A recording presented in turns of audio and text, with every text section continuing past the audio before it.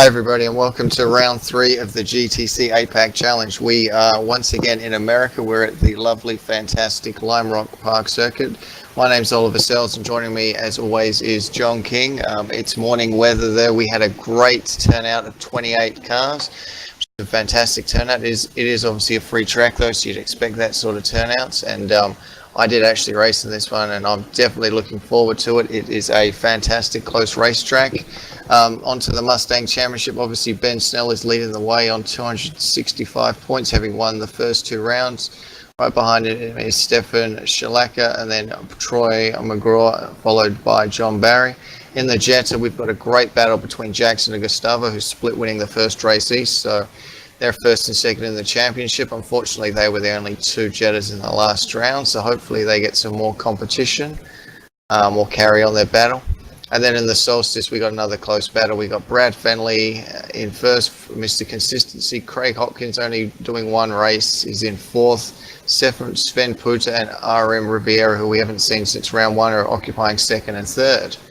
Now we're on board with one of my qualifying laps at the wonderful Lime Rock track. There are 7 things. So coming along here on the straight, you're in 4th gear, braking between the 2 and 3 meter board into 3rd gear. Around the corner, they claim this is 2 corners. I'd say it's more one big one. You want to try to follow that. I probably could have run out a bit wider, braking hard on the only left-hand corner on the track, trying to get as tight as you can to get onto the power here.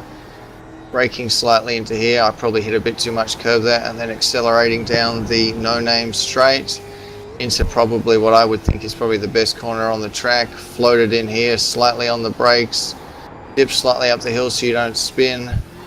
Flat out here, still in 4th gear, not a lot of gear changes on the brakes here. You can use a lot of the runoff here, probably a little bit more than I did. And then flat in here, so once again dab to brakes, not to get too wide, and then straight back on the accelerator. And then just hammer down the straight again. Not many gear changes here. Very, very quick lap. This was good enough for me to get 6th place in about a 56-second lap. The fast guys were doing about 55s. As you can see, Ben Snell grabbed pole once again, this time from Troy. John did another good qualifying. Stefan in 2nd. Newcomer Emily Jones was in 5th. Jackson Frere with a fantastic time in the Jetta. They were over a second quicker than the others. Brad Fenley managed to nick pole in the Solstice field. But you can see how close they all were. I mean, less than half a second sort of split them all. And you can see how many Solstice they are. So small track, narrow track, all bunched in together. So it's going to be a hell of a race. Stories to follow. What do you think the main stories are here, John? Well, can anyone beat Ben? It looks unlikely from the qualifying, but we'll have to see. Last week was a pretty intense battle between Stefan and Troy, so we'll probably see them at it again today. The Jettas are really quick around here, so they'll be mixed up with the Mustangs, and traffic management's going to be really important for everyone. Yeah, to me, that's the thing. Not only can anyone beat Ben, but yeah, traffic, and more traffic. This place, as I said, is a small track. The time difference between the classes isn't that much, and there's really only one safe place to overtake, which is going into that first corner, so it's going to be very interesting to see what happens. So yeah, I'm looking forward to it. My money is probably, unfortunately, on Ben Snell to win. I'd like to see someone from the team to win, but he's my win for that.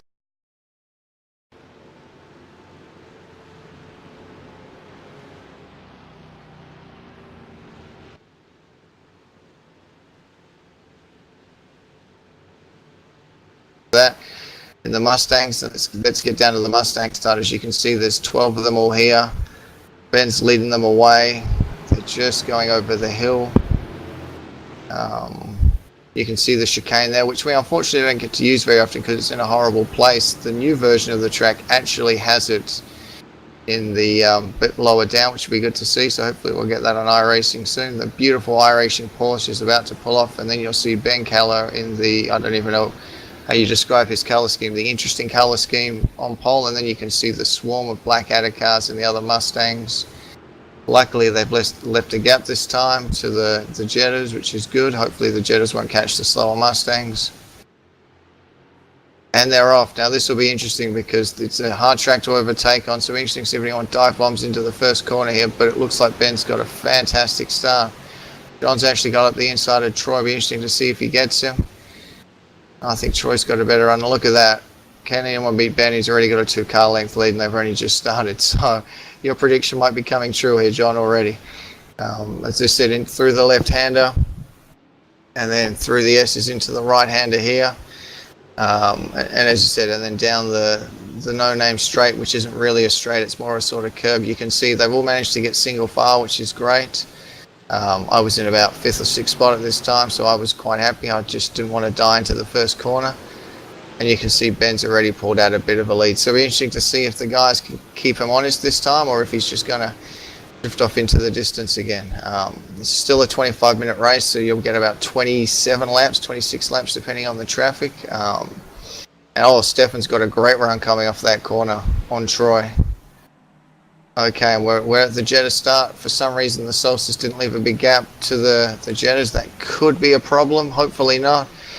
And as you can see, they're off. Gustavo's got a bit of a run on Brad. Sorry, not on Brad, on Jackson. I lied.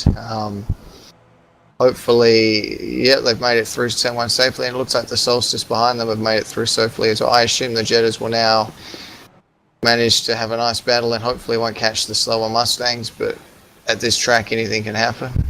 And number's 27. It's good to see someone else new in the Jetta. That is, I'm just trying to see who that is.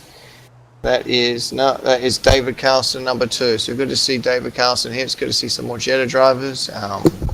Disappointed one Mr. John King wasn't there, but I've heard rumours that he is going to make a dramatic comeback at some point. I'm hearing Bathurst, but it might be Nordschleifer.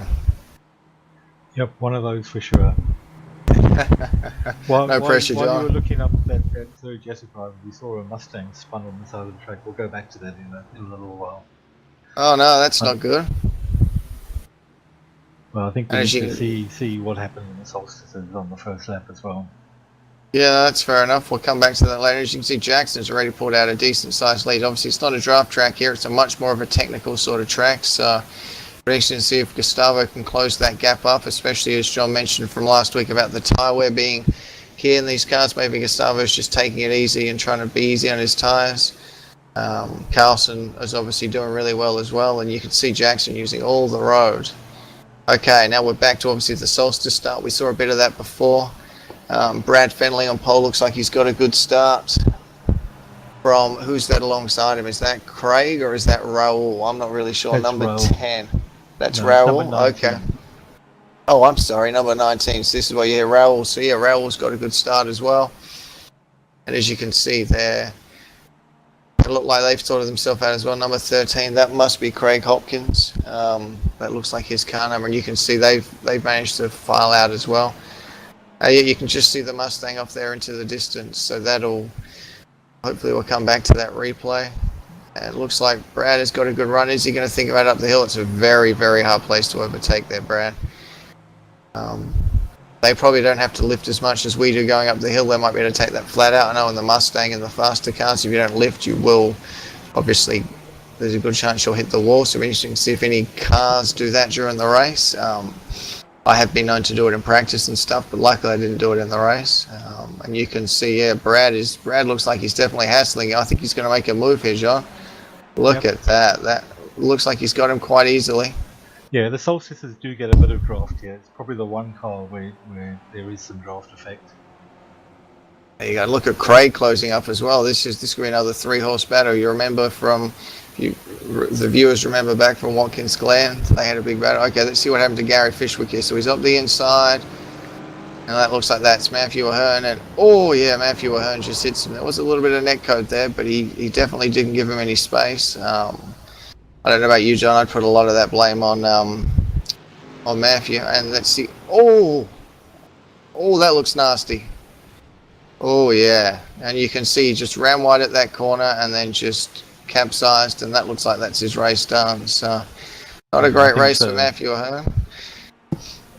Okay, back to the Solstice. As you see, we're in lap 3. The laps tick off here pretty quick. It looks like Raul is all over the back of Brad. This looks like another fantastic battle.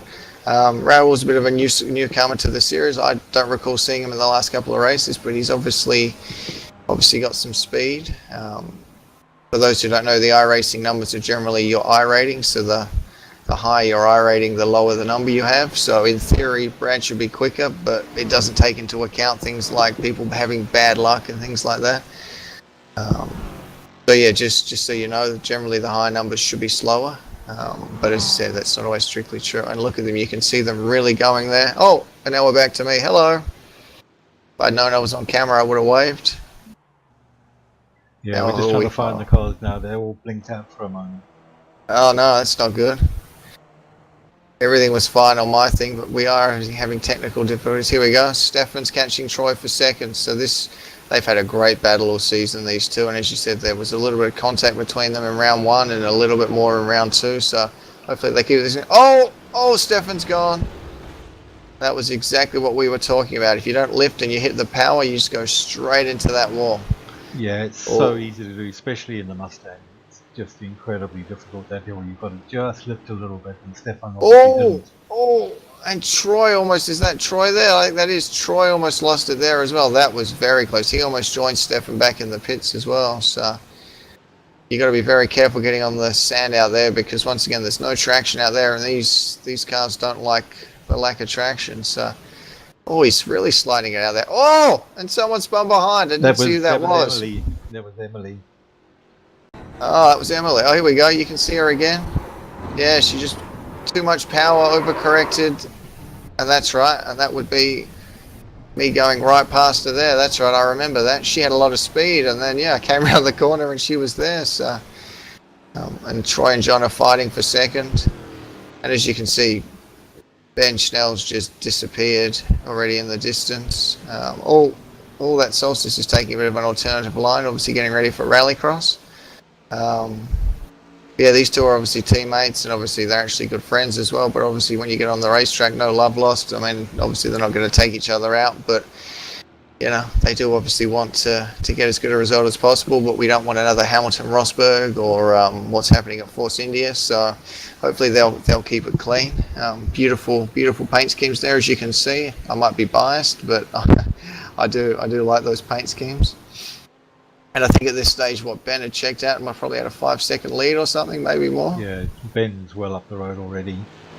Yeah, so John's question of, is anyone going to beat Ben? Maybe not, but anything can happen at Lime Rock Park, because it's such a small, tight, narrow circuit. All that has to happen is you get caught up behind some traffic.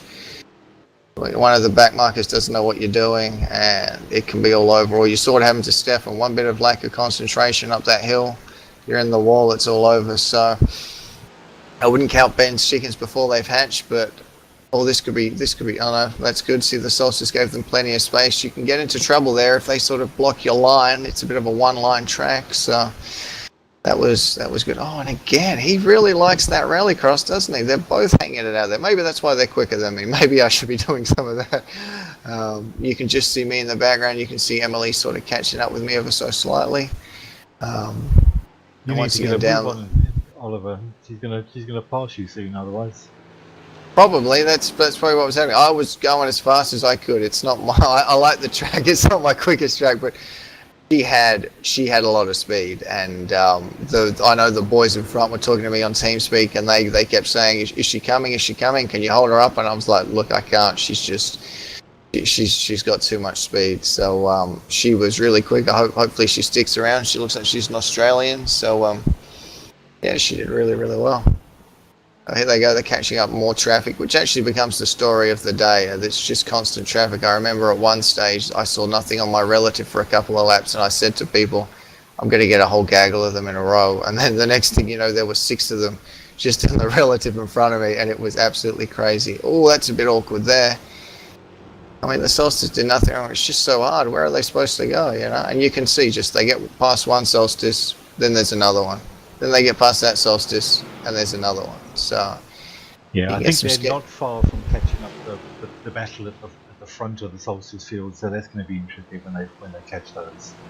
And that's going to be very interesting, because if you get a gaggle of them together, the Solstice don't want to give a quarter, and nor should they. And these guys obviously don't want to let each other loose, but they also, you can just see in the distance there. You could see there was a gaggle of 5, 6 Solstice, probably with Ben Callow in there somewhere, or should I say Ben Schnell, as he's now known. I have been known to call him Callow. He changed his name on iRacing a couple of seasons ago, and I still call him Callow just to throw people out. But, oh, someone's gone off. Then you can see the skid marks where someone went. That might have been Emily's spin from earlier. iRacing's very good at putting the thing on. And we've actually got sound this week as well, guys. So that's a yay. Oh, I don't know what happened there. Oh, did you see what happened there, John? There was just a solstice, and look at this. It's like a car park. Like peak hour traffic. Look at this. Yeah, I'm not sure what happened to that solstice. Maybe there was a little bit of contact, but he's just parked on the side of the road. And look at this.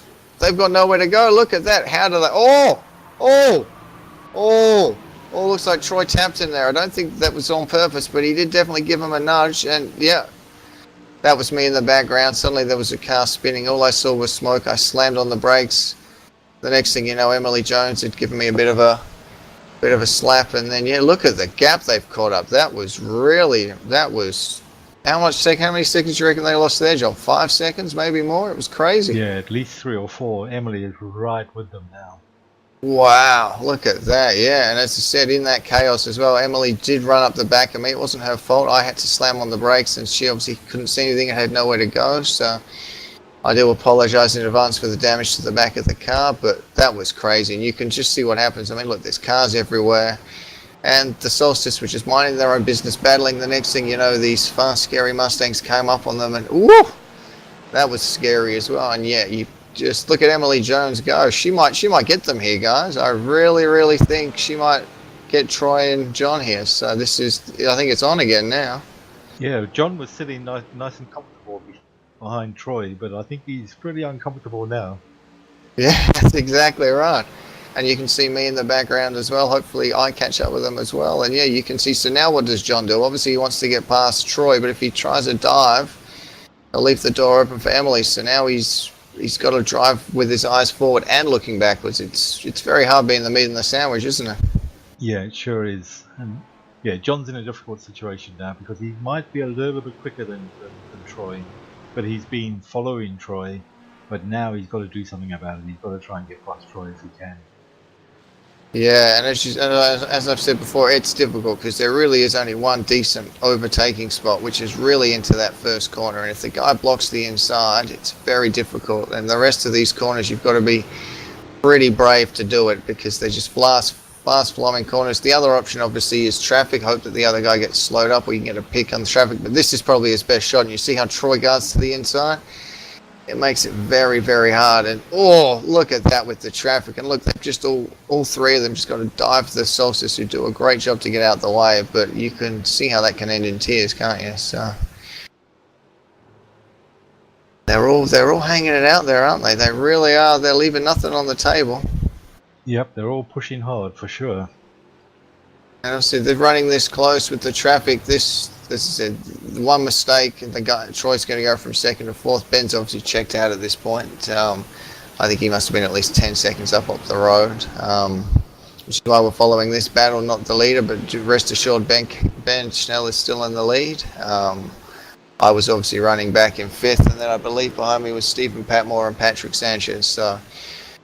But this was obviously the battle of the race, which is why we're obviously following it for you guys. And see, once again, he gets another good run. But if Troy guards the inside, don't know what he's going to do. Unless he can hang around the outside of those two corners. But the natural racing line, as you can see, is that you run in and you just take all their space away. So yeah, Troy's making sure that he gets to the inside as quickly as he can to cover any moves there. So it's going to be difficult. Yeah, I mean, where else do you think they can pass on? Is it literally only turn one? Is there anywhere else you can sort of make it work? No, not without a huge risk to both of you. Yeah. Even there. Oh, it looks like he's through, though. There. Yeah. So it looks like Troy ran a little bit wide, and I think Emily's going to get Troy as well. Oh, has Troy got him back? Surely not. Oh, that's going to be tight. And you can see what I mean. It's just... I think it was a great move by John. It looked like he just got a better run out of that right-hander and just got a better run down the no-name straight. And Troy maybe didn't find him as much because he was a teammate, but you can see he's really blocking. And see, Emily's got a great run, but I just don't see where she's going to go because she's just going to get run out of space on the outside. And yeah, see, she tucks back in, but she might be able to do the same thing. And looks like John's pulled away, ever so slightly, maybe a car length, 2 car lengths. So he might get away from this battle, but it'll be interesting to see. Yeah, if they start fighting each other for third, then John will probably get away, but we'll see. There you go, down that straight. It does look like he gets a better exit out of that than Troy does. Whereas last week Troy was getting slightly better corner exit than John. It looks like it's flip-flop this week. Up through that scary corner. You can see the cars just get loose as they go up through that.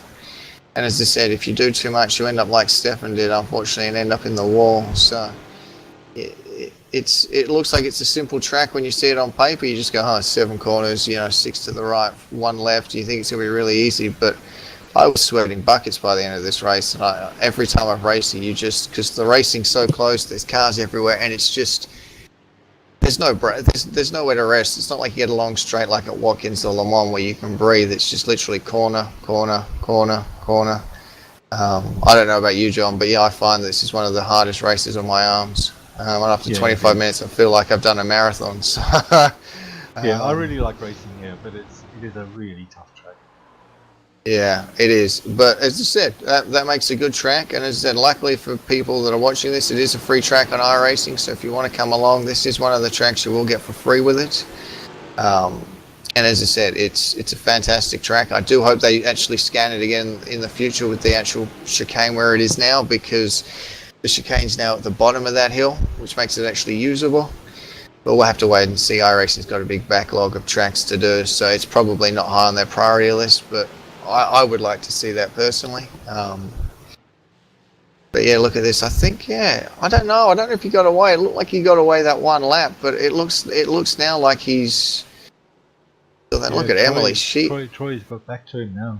He's right with him. Yeah, there you go. So it's anyone's race again. So who'd you like out of these 4, John? If you had to pick one now, which one are you going for? Well, I guess I have to go for either Troy or John, but I don't know. Emily looks really fast. Yeah, I was going to say, they all. I couldn't pick it. I'd probably give the advantage to John because he is in the lead and he is the defending champion. But as you can see, one mistake and he can easily go back to 4th. So I would say from here, and here we go. They're coming up to a solstice here. So hopefully they get this. Oh, there you go. The solstice looks like he's doing the right Troy's thing. Made a mistake there.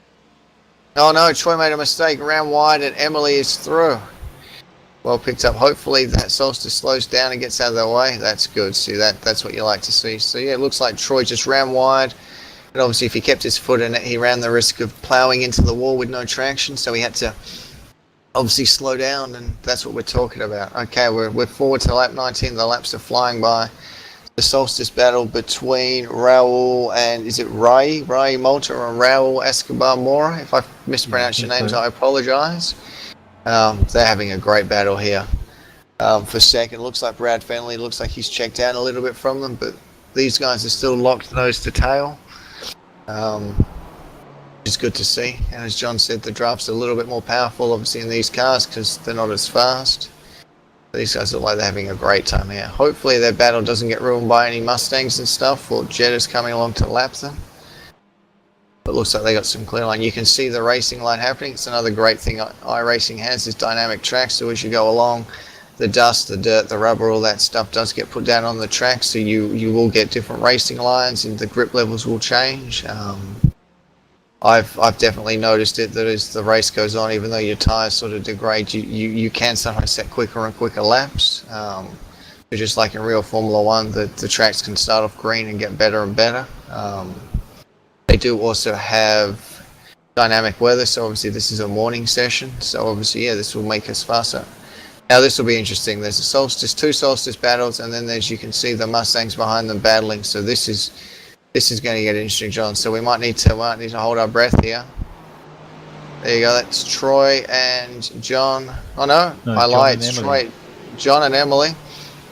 They got past the first one, which is good. And there's Troy there. Let's see what happens. Does Troy get a decent run, or is he going to get bulked? Hopefully he gets him into that last corner. There you go. Otherwise he would have sort of lost his momentum slightly. So it looks like they may have split up that solstice battle a bit, but I think the solstice had sort of split apart. But that's the hard thing about being in one of the slower classes. You have to get out of the way the best you can. Now we're on to the final lap, lap 27 I think we ended up on, so this will be lap 26. We'll We're riding along with Emily Jones, and you can see she's still chasing down John. Looks like they've dropped Troy at this point in time. She's into the left-hander. We do in practice try to jump over that hill there. I think it is possible, but you've got to get a decent run up. Also a similar jump in Bathurst, which hopefully will catch everyone doing at the end of the race in Bathurst. Down the no-name straight, which is more just a curvy thing, over that hill, you can see how beautiful that hill is, and you can see the wheels get off the ground into the second last corner, which they call the West Bend, and then into what they call the very imaginative of the downhill. Looks like she's not going to catch John there, but that's still a fantastic place for her. Obviously, Ben was definitely the class of the field today. Back to the Jettas, which we didn't follow a lot of today, but as I said, I don't think there was a lot of battles. I think from what it looks like Jackson just checked out early and Gustavo never caught him. I don't know how close they were at the end, John. I don't know if you caught it, but it looks to me it's got like a decent lead. Yeah, no, he was well ahead. And if you look at the qualifying, Jackson was really quick here. So yeah, I think Gustavo was always going to struggle against him here. And you can see there, literally, he got all four wheels off the ground, rally style up that hill. So you can see why you can lose control of that hill. He's blinking a little bit there, but he looks like he's fine. The Jettas are much easier over that hill because they're front wheel drive. You can go flat over the hill. It doesn't turn you around the way that it would in the Mustang. There you go. That's a pro tip for you from John. Drive the Jetta. You don't have that problem. As you can see, the results here, very small. We apologise for that. But yeah, basically Ben Schnell won from John Barry from Emily, and then in the Jettas, obviously you had Jackson from Gustavo. And then in the Solstice, you had Brad Fenley followed by Raul Malta. Josh Morgan managed to come into third. We didn't see how he got the overtake there, followed by Raul Escobar. In fourth in the Mustangs was Troy. Fifth was myself, Stephen Patmore, Patrick Sanchez, Brendan Hack. Gary Fishwick unfortunately had that incident early, and then I believe he got taken out again by another person, so he had a bit of a disaster. And then who else do we have? Craig Hopkins actually was 20 laps down, so he disconnected. We didn't see the incident there for him in the Solstice, but that's a bad result for him in the championship. Stefan Schillacker, obviously, I think he had another crash as well, because you do get a free reset in this series. I believe he came back out on track and crashed again. I didn't see it either, but it was a fantastic race. I really look forward to this race every year. I'm glad I got to watch it. Next week we are at Bathurst. I believe it's a 40-minute race as well around Bathurst. That's going to be exciting. I'm looking forward to that, John. I don't know about you. Yeah, even though I'm not Australian, I do love Bathurst, and especially in these cars, it's so much fun. Just so there you go. Difficult. Oh, it's insane. It's like Monaco, but a high-speed version of Monaco. There's walls everywhere. I've actually driven it in a road car myself. That was bananas. Driving it in a car like this is going to be absolutely crazy. I look forward to it. I look forward to racing on it and commentating on it. Hopefully you guys look forward to joining in. Until next week, I'm Oliver Sells. Good night. And goodbye from me as well.